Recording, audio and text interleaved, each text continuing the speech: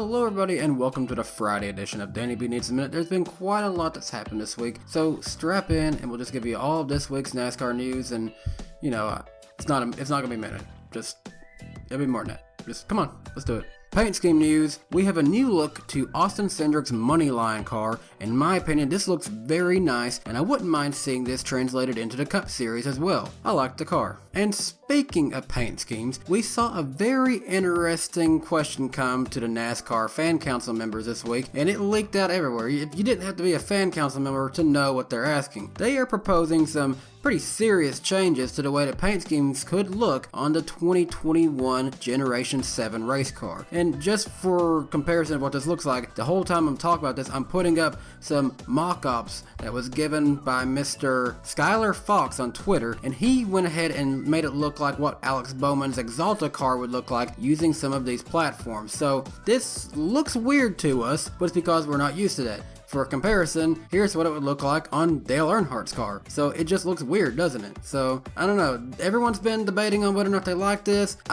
If I have to pick one that I'm okay with, if we have to change something, it would be the one where number is still big and just right in front of the rear wheel. I would be okay with that one. It does give your side sponsors a lot more room to expand their branding, but at the same time, if it ain't broke, we may not have to fix it. It's kind of one of those things. And speaking of big changes for 2021, this was rumored last year, but it was confirmed this week that NASCAR and the tire maker Goodyear are stepping away from a traditional 5 lug nut wheel, and they'll be going to a much larger single lug nut on each tire. This is a big change. The debate has been online big time. People are so mad about it. People are literally just so frustrated that they're literally cussing out NASCAR. They're so against this, but at the same time, it is a little bit of a cost-efficient way to do that. It is going to make for maybe a little bit faster pit stops, and I get why they're doing it, but at the same time, yeah, it's unfortunate to see NASCAR changing again from what it was, but at the same time,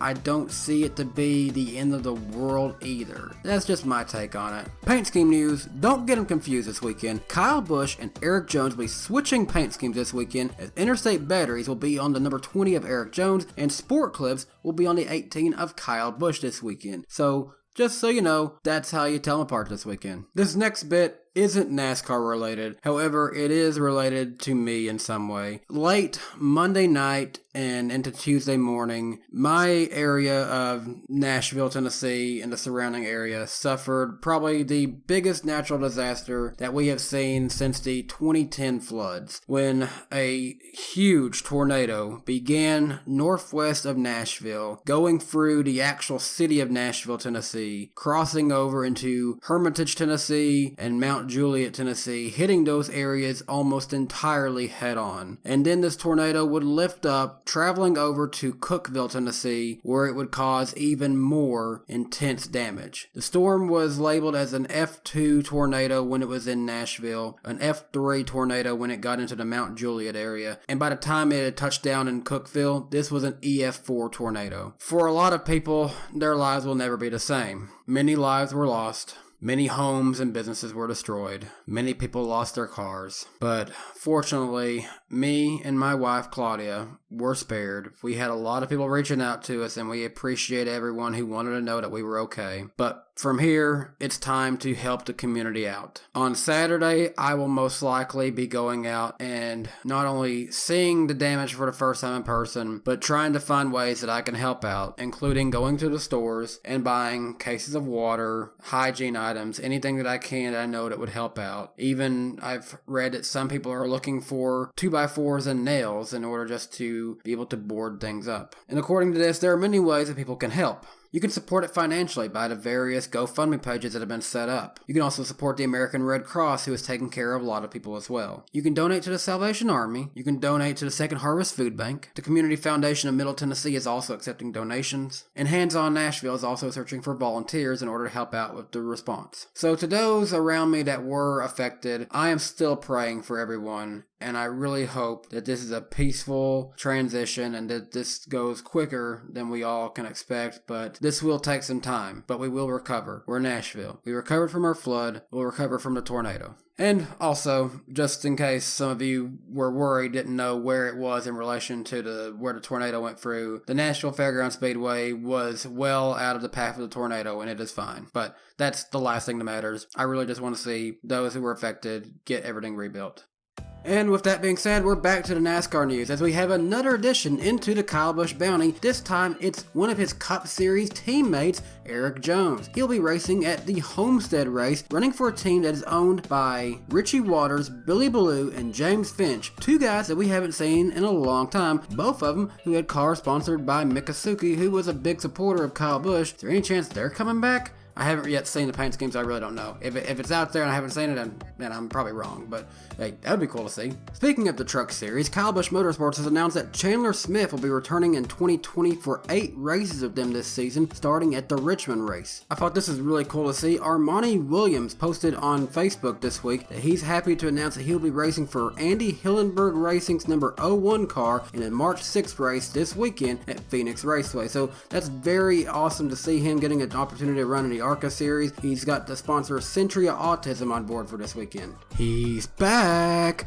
Tony Stewart is coming back to NASCAR for one race. If you are a fan of smoke, if you are a Tony Stewart fan and you want to see him off of the dirt track and into NASCAR, then you better be at the Xfinity Road Course race at Indianapolis Motor Speedway. I think I might actually be going to this one now. This is really cool, and it's going to put a lot of butts in those seats for that first road course race at Indianapolis. So Tony Stewart, he hasn't yet announced what car. I'm guessing it'll probably be the 00, but he's racing in the Xfinity race at Indianapolis. Now, while we have been seeing some more things coming out about the 2021 car, and we know it's going to be different, and we've been hearing things are going to be different in NASCAR in 2021. Well, right off the bat, we've got a big change coming to Speedweeks, or should I now say Speed Week, because it's no longer a multiple week event. It'll be now going from Tuesday night to Sunday at the Daytona 500. They have now decided the Busch Clash is no longer on the traditional Super Speedway oval. Rather, it's going to be run on the Daytona Road Course, and they will be using the cars used in the 2020 season, but the Daytona 500 will have the 2021 Generation 7 car. On top of this, the entire week of events goes. Tuesday night we'll have the Busch Clash, and then Wednesday you will have Daytona 500 qualifying, and then on Thursday we will see the duels. Friday night we will see the truck race, and Saturday night we'll see an ARCA and Xfinity Series doubleheader, and of course on that Sunday we will have the Daytona 500. This is for a lot of reasons, most likely though because of the Daytona 500 falling the week after the Super Bowl. Yeah, it wouldn't make a lot of sense trying to have the Clash the day of the Super Bowl. It's looking more and more likely that Jimmy Johnson will be running some IndyCar races following his retirement from NASCAR, as this week he got fitted for an IndyCar seat and he announced that he will be testing soon at Barber Motorsports Park. Paint scheme news, here's Chase Elliott's truck that he'll be racing at Atlanta Motor Speedway when he tries to challenge Kyle Busch for the Kyle Busch bounty, and it does have Hooters as a sponsor, and in my opinion, I think this truck looks even better than that design that they made for the Night Owl car in the Cup Series. And just a little fun thing here, Chase Elliott is back in the 24, so that's cool to see. Speaking of the Kyle Busch bounty, many people thought that Nice Motorsports was recruiting a full-time Cup Series driver to come race for them at one of these races that Kyle Busch will be competing in. However, they have not, as they have announced that Jeb Burton will be joining them at Atlanta Motor Speedway and Michigan this year in the Truck Series. And finally, the last bit of news is a little bit comical and a little bit just hard to believe. Former CEO of NASCAR, Brian France, who most famously was caught with a DUI following Chase Elliott's win and thus led to his ousting from the company, is now suing a man by the name of John Steele, who is better known on Twitter as Drunken Brian France. The reason for the lawsuit is because he is alleging harassment, demeaning content, abuse, belittlement, impersonation, confusion, and deception. All very much are things to be upset about, but I don't know that I would quite go through a lawsuit over a Twitter parody. Yeah, I'd be a little upset, but anyways, good luck to both in court. And with all the news out of the way before we go to Phoenix this weekend, it's now time to talk about the weather. Yeah, we touched on what happened in Nashville, and again, you can please donate to that in any way you can. But hey, let's get started and let's look at the weather forecast for this weekend in Phoenix. So, for the first time going into this weekend, it looks as though there isn't going to be any chance of rain. Yes, for once, there is a NASCAR race weekend where rain isn't an issue. On Friday, we'll see a high of 86 degrees and a low of 58 degrees with partly cloudy skies, a 0% chance of rain. Then on Saturday, we'll see a partly cloudy skies condition with a high of 85 and again a low of 58 with a 0% chance of precipitation. Sunday, we will see mostly cloudy skies, a low of 54, and a high of a pretty cool 74 degrees. Only a 10% chance of precipitation, so it looks like again this weekend we will see great weather for racing. And that'll do it for your Friday edition of Danny B Needs a Minute. So as you notice, we weren't on camera as we were this Monday, and I've decided that for the format of Danny B Needs a Minute moving forward, I like the idea that one person had in the comments where we actually do me on camera following the race weekend. That way I can give my review of what happened in the race live and in person to you, but then at the end of the week it's just a little bit quicker to do this without setting up the camera equipment. So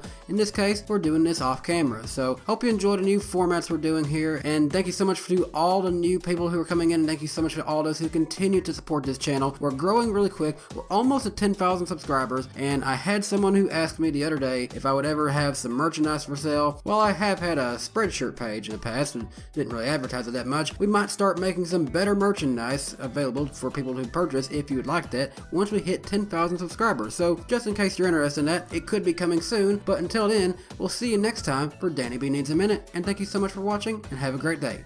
Bye guys.